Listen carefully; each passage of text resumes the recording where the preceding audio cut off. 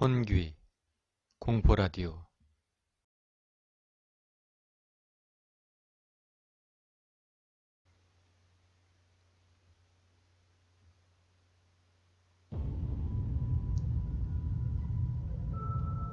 부산에는 하루 종일 비가 내렸다.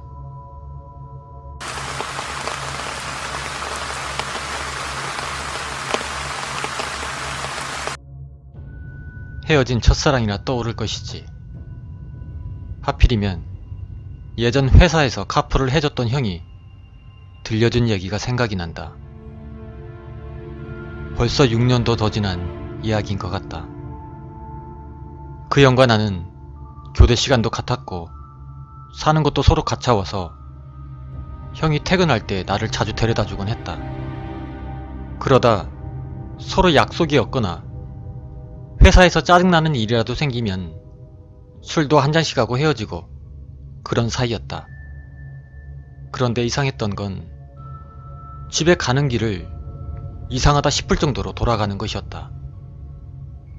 작은 기찻길을 건너면 제법 빨리 갈 수 있는데 형은 항상 먼 길을 돌아 나를 내려주고 집으로 돌아가곤 했다. 뭐 자동차를 얻어 타는 주제에 뭘 따지냐 싶어서 묻질 않았지만 시간이 지나 좀 더 친해지고 나서는 1시간이 넘게 차 안에 앉아있는 것도 답답한데 거기다 멀리 돌아가는 형까지 답답하게 느껴져 나는 형에게 말했다. 형님, 시장 쪽으로 가는 게 빠르지 않습니까? 형이 대답했다. 전에 일이 좀 있어가 그쪽으로는 웬만하면 안 간다. 뭔 일인데요? 누구 돈 떼먹고 안 갚은 거 있습니까? 웃자고 한 농담이었는데 형은 말없이 운전만 했다. 그날도 집에 들어가봤자 딱히 할 일도 없고 해서 나는 형에게 한잔하고 가자고 말을 했고 우리는 자주 들르던 작은 단골집에 가서 한잔하고 들어가기로 했다. 그렇게 한참 술을 마시며 이런저런 얘기를 하다가 그때 형이 내게 물었다. 수야, 니는 귀신 같은 거 믿나? 라고 시작해 그제서 아까의 질문에 대답을 해주었다. 그러니까 딱 1년 전, 지금으로부터는 7년 전쯤, 그날도 비가 오는 날이었다.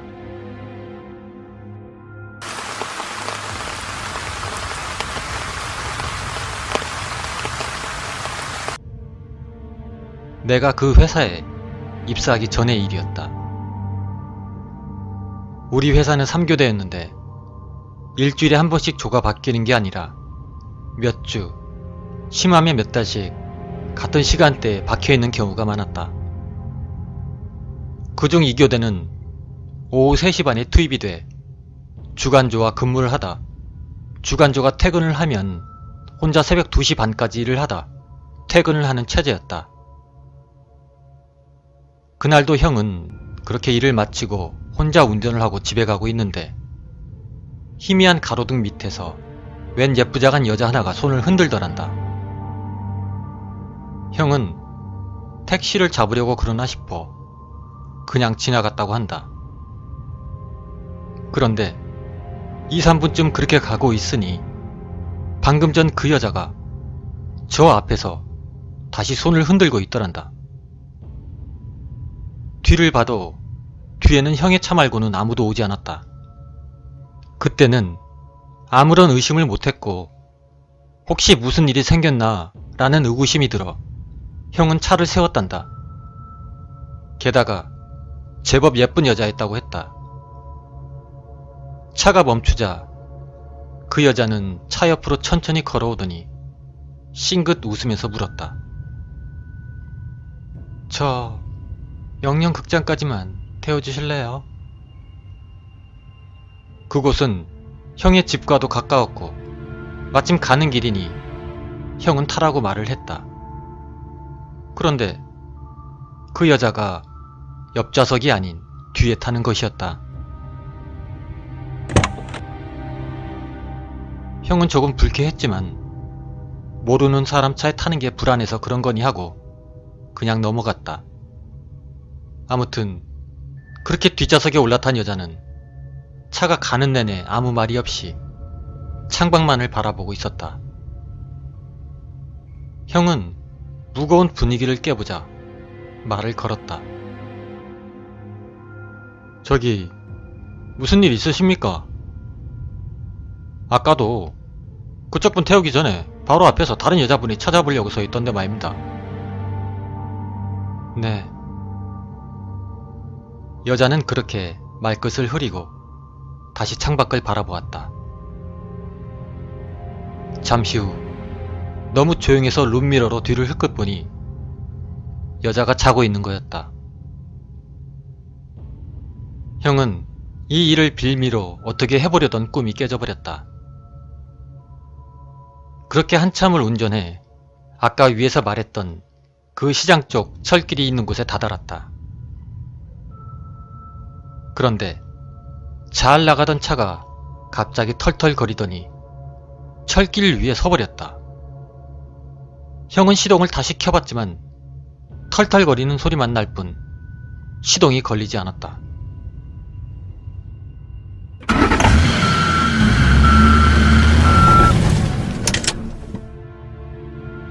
그렇게 시간이 지나도 시동이 걸리질 않자 당황해서 어쩔 줄 몰라 하던 형은 다급함에 차에서 내려 차를 손으로 밀어 철길 밖으로 밀어냈다. 한숨을 내쉬며 다시 차에 올라타 시동을 걸어보렸는데 그때 곧 기차가 도착한다는 의미로 땡땡하며 울리는 경보음이 울리며 안전바가 내려오더라는 것이었다.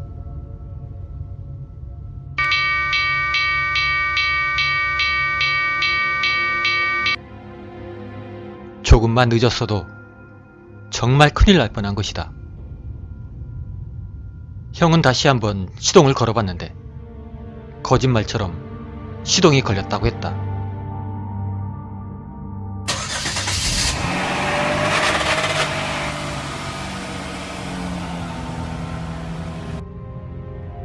그리고 얼른 그 자리에서 도망치듯이 가버렸다. 형은 그 난리를 부렸는데 잠에서 깨지 않고 자는 여자가 너무 신기하기도 하고 약간 빈정이 상하기도 해서 룸미러로 그 여자를 흘끔 봤다고 했다. 그렇게 흘끔 흘겨본 아주 짧은 순간이었다. 그 짧은 순간 여자의 입가에 미소가 띄어져 있었다고 했다. 그때 형은 직감적으로 이 모든 일이 여자의 짓이었음을 느낄 수 있었다고 한다. 형은 무리하게 속력을 내 최대한 룸미러로 여자를 안 보려고 그저 앞만 보고 달려 여자가 말했던 목적지에 도착을 했다. 형은 다 와서도 두려움에 아무 말도 못하고 그렇게 머뭇거리고 있는데 그때 그 여자가 건조한 말투로 고맙습니다 하고 말하며 차에서 내려 골목길로 걸어가더니 연기처럼 사라져버렸다고 했다. 그 후로 형은 그 길로 다시는 안 갈 거라고 맹세를 했는데 우습게도 불과 일주일 후 형의 어머니 손에 화상을 입었다는 전화를 받고 조퇴를 하고 그 길로 갈 수밖에 없는 일이 생겨버렸다. 그때가 10시 3, 40분쯤 되었다고 했다. 어머니가 걱정되는 마음에 속력을 내 한참 달리고 있는데 일주일 전 뒷자리에 탔던 그 여자가 그 희미한 가로등 밑에 다시 서서 똑같은 차림새로 역시 손을 흔들고 있더란다. 형은 놀랍고 두려웠지만 아닐 거야 하며 자기 최면을 걸면서 애써 침착하려고 애를 썼다. 담배를 피우고 라디오를 틀고 거기에 나오는 노래를 따라 부르기도 하면서 긴장을 하지 않으려 노력을 했지만 그 여자가 자기를 따라올 것만 같은 느낌이 들어 더 속력을 내서 운전을 했다. 운전을 하면서도 형은 속으로 많은 갈등을 했다고 한다.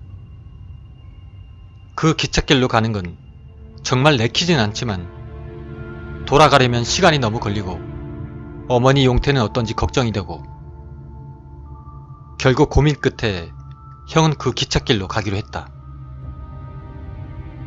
기찻길 입구에 다가가는데 땡땡하는 경보음이 울리며 안전바가 내려왔고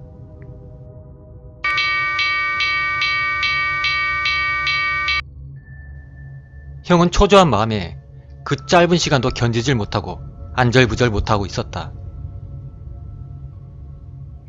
형은 멀리서 기차가 오는 불빛이 보이니 왠지 모를 안도감이 느껴지며 한숨 한번 내쉬고 극도로 타올랐던 긴장감을 내려놓으며 앞을 쳐다보는 순간, 그 순간 형은 기절할 정도로 놀랄 수밖에 없었다. 그 기찻길 맞은편에서 그 여자가 천천히 걸어와 맞은편 안전바 앞에 서더니 입으로는 씩 웃으면서 그 눈은 자기를 노려보고 있었다고 했다. 영화에서 무서운 거나 귀신을 보면 소리를 지르곤 하는데 90%는 거짓말이다. 목에서는 꺽꺽하는 소리가 나면서 몸은 엄청난 긴장에 딱 굳어버린다. 형은 너무나, 정말 너무나 무서워서 그 자리에서 굳어버렸다고 했다.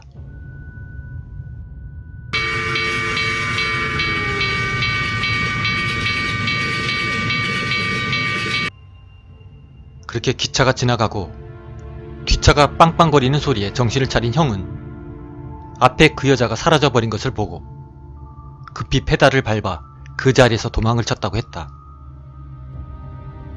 형의 가족들과 그 주변 사람들은 거의 기독교 사람이라 형이 아무리 얘기를 해도 그저 헛것을 본 거다 하며 믿지 않는다는 것이었다.